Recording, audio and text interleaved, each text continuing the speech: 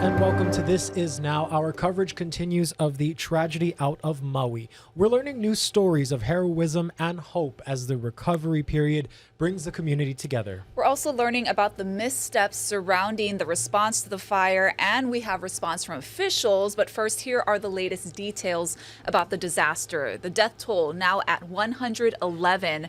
5 victims have been publicly identified. More on those individuals in just a few minutes.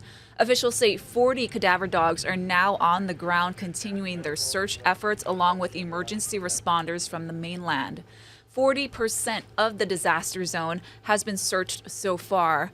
The Red Cross says 166 people were in shelters overnight, with another 279 being moved into temporary hotel housing.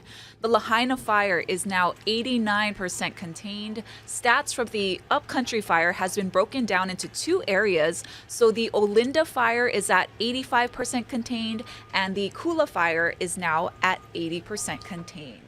And now we're going to attempt